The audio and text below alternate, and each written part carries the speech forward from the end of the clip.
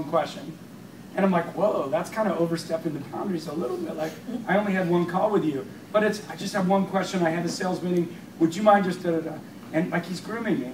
And he connected to me on Facebook. And he didn't blast me the day he met me. Like, 2 months later, he connected on Facebook. I'm like, oh, fine, I'll connect on Facebook. Well, guess what? On Facebook, when you're connected to someone, you can instantly IM him. So I'll be on at 11:30 at night, and he's saying, Mark, I got a question for you. And I'm like, fine. And so then he created a reason to be in LA. I'm pretty sure he didn't have business in LA. He's like, I'm going to be in LA next Wednesday. Could you meet?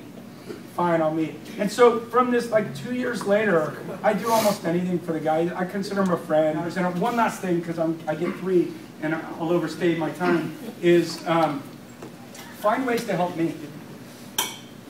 Find ways to help me. And I'm not just saying that because I need help. I certainly do. But in general, there's a principle of reciprocity.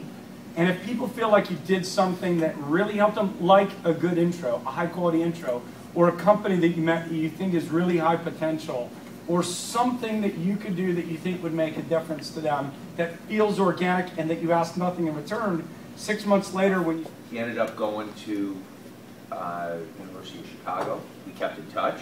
I knew you were talking about. He's a nice guy. Little guy? Yeah. Nice. How little guy? You're going to be able to finger this guy. Nice guy. Kept in touch.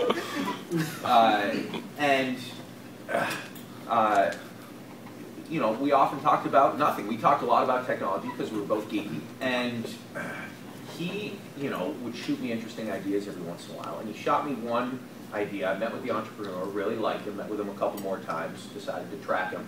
And long story short, my friend who was at U Chicago is now taking a leave of absence to work with this guy at his startup out here, and has continued to talk to me, and I've continued to talk to him. I found him a few employees. He sent me a guy that wasn't right for them that is now starting his own thing, and I'm meeting with him in a couple of weeks. Well, so, you know, I think a lot of it, one thing you've got to realize is that as investors, we're trying to plant a lot of seeds because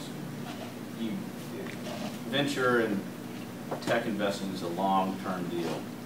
And so you're going to have an opportunity to sort of develop those seeds that you connect with people. So and then I got to know them through SSE, and then this year they're not only taking advantage of me as a mentor for SSE Labs, and you know, that's, again, they sort of went through a very patient process. I showed up to a couple events. They made sure they did things for me that I appreciated, like giving me credit when I was being helpful, which is always nice. They did things like making sure I was able to meet some of the startups, which professionally was important to me to get to meet some of those startups. So they pushed, you know, some of the right buttons. And then, you know, as that relationship matured, sort of asking me to get a little more engaged with the organization, periodically about, you know, how should we start structuring sponsorships? And oh, by the way, we're going to be graduating. Would it be okay if we had lunch? I'd love to maybe get some advice about what I should be doing when I graduate. Right, so these two guys have played it so well. It's incredible, actually. They've taken a lot of advantage of me, and I'm happy to do it because it makes me feel good, and that's really what you want. If I'm not making money off you, I need to feel good about myself. And I should be having fun or something. So give me something. Sometime with a couple of Stanford students who were introduced to me through family friends, and I think the key theme I would tell you is get an intro. Most VCs, despite what you may think, are very busy. They meet a lot of people. They see a lot of things. They see a lot of new things. They're trying to find the next great deal. So they don't have a lot of time for mentoring. And so if you want to get noticed by them, you have to kind of get through the noise.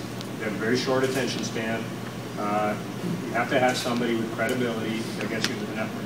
You might get lucky. You might get seated next to one, and maybe. Like, be very, very respectful of time. Ask for a short amount of time and stick to it, even if they would overrun. Because if you ask for 30 minutes and you say, look, I really want 30 minutes, or 20 minutes, I promise I won't overrun. And then the meeting goes 45 or 50 minutes, you're thinking, hey, it went pretty well, we ran over.